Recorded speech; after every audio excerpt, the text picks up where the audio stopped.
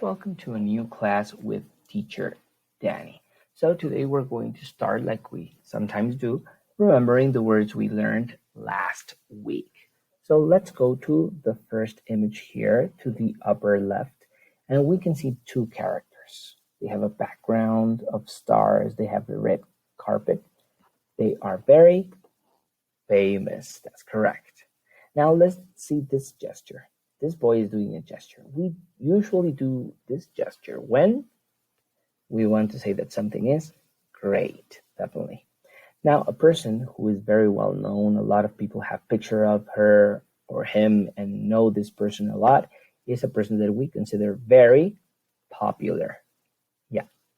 Now, if something makes you laugh a lot and it's very funny, usually we would say it's funny, right? It's very funny, right? It makes you laugh. If we talk about individuals, we would say that each individual is a person. That's correct. Now, when do we do this gesture? We do this gesture when we want to express that something amazes us. So we say that this is amazing. Great. Now, let's look at this image. We have someone that is acting in a play. So when we talk about a person who is acting in a play, so she would be an actor. Well, he would be an actor, or if it's a woman, it's an actress. Okay, now here we can see there is some popcorn, there's a film, 3D glasses. When do we use this? When we go to the movies, right? When we watch a movie. So that's what we are seeing here in this image. Okay, so now today we're going to talk about the number one, particularly superlatives, right? We want to express that someone or something is the number one for us, right? So let's see. For example, in my case, I would say that Michael Jordan is the best basketball player ever, right? I admire him. In my times, he was the best. So let's see. Michael Jordan is the best basketball player ever. So this is not something that everyone believes. Everyone has, well, different references or people they admire. So let's say that in this case, we're talking about an opinion. So I am giving an opinion about Michael Jordan. Other people might have a different opinion, right? They might have a different number one in different areas or in basketball. So we're going to learn more about this, about superlative adjectives. So let's see. I'm showing you in this moment another slide. So let's look at the sentences. So here it says, the greatest soccer player is Pele. Then we have Derbez is the funniest comedian in Latin America. Next we have J.K. Rowling is the most amazing writer I know. She wrote Harry Potter, right? She's very famous because of that. And then the most popular singer is Marshmello.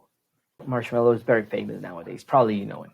So we know that Pele is very famous in the history of soccer. So we're saying he's the number one in soccer. He's the greatest soccer player, right? Now, then we have Derbez as the funniest comedian in Latin America. He's very well known for that, at least in Spanish, when we talk about Spanish productions. J.K. Rowling as the most amazing writer. We already spoke about her a little bit. And Marshmello, right? So now let's see. If you see all these sentences, they have some things in common. First, you're going to notice that all of them have the article the, right? Because when we say that something is the number one, we use the, right? The article that. That means if you say the teacher, the student, you're saying that it's the number one. And you have to pay attention to the emphasis in the pronunciation, the, right? Now, here we are saying greatest. Notice that these two first sentences have the est. So that means it's a superlative, right? We had comparatives where we're comparing and we would use er, but here we're using est because it's the number one. Nothing can be compared to this in the ranking we're placing it. So we're saying it's the greatest, EST. This is a normal adjective. But notice in this one, right? Funny usually goes with Y. But in the case of superlatives, we drop the Y, we change it to an I, and it is funniest, right? We have IEST at the end. Now, in the case of amazing and popular, they are adjectives that have 3 syllables, right? 3 sounds when you pronounce them. So in this case, we use the most. In comparatives, we would use more, right? But in the case of superlatives, we use the most amazing, the most popular, right? We're emphasizing that. Okay. Now let's look at this table. So here we have the subject, the verb be, am is are, the, then we have most when in the cases it applies, adjective, the EST, and the complement, right? So let's see. She is the shortest of the class. So we're saying that she's the number 1 in what regards to being short, right? She's the shortest. We only added EST. Now we have I am the biggest ballet dancer. Notice here that when we say big, it's a monosyllable. It has only one sound, big, and it has consonant, vowel, consonant. So this means that because it's in that way, we need to double the last consonant and add EST. So biggest, the biggest, right? Then we have they are the friendliest group. Notice that I put the Y in parentheses because when the adjective ends in Y, we eliminate the Y and we change it for an I and we add EST, right? And finally, the Soleil Circus is the most amazing circus in the world.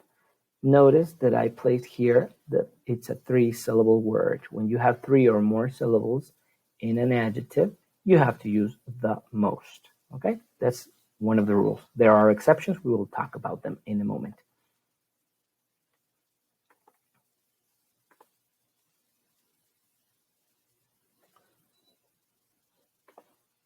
Okay, so now let's see here. We have 1-syllable adjectives, 1-syllable adjectives with consonant, vowel, consonant, and then we have 2-syllable adjectives ending in Y. Okay, so let's see the examples. We have tall, tallest, short, shortest, smart, smartest, cute, cutest. They basically only add the EST.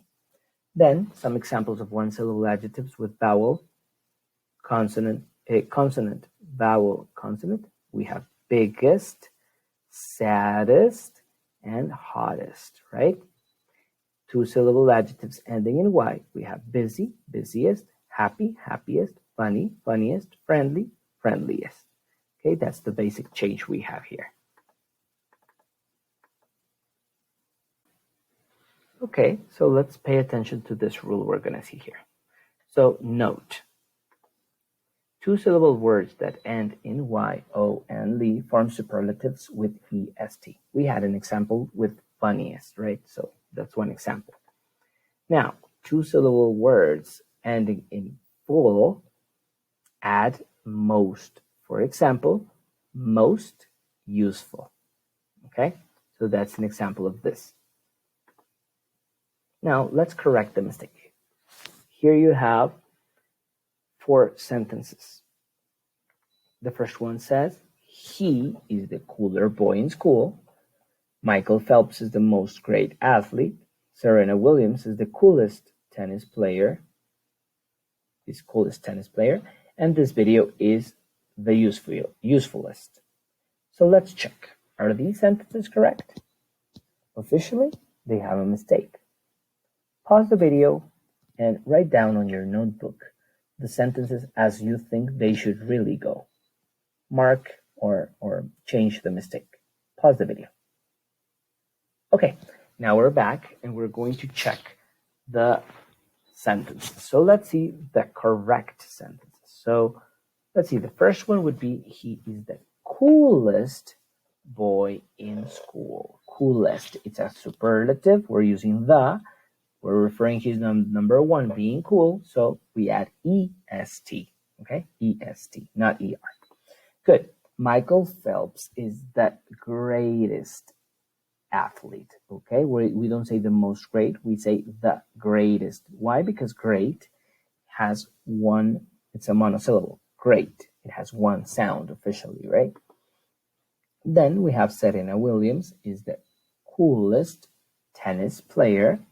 So the same thing here, right? In this case, we use the and coolest, right? We use the article the.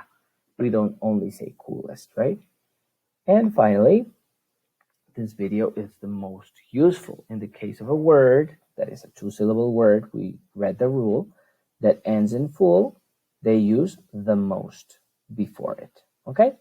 So that would be all regarding superlatives. We're ready to do more practice on worksheets. So thanks. In case you have any question, thanks for watching the video. You can find me at scott777@gmail.com. And special thanks to all the people who made and released these awesome resources for free. The presentation template by Slides Carnival and photographs by Startups Stock Photos. Thank you very much.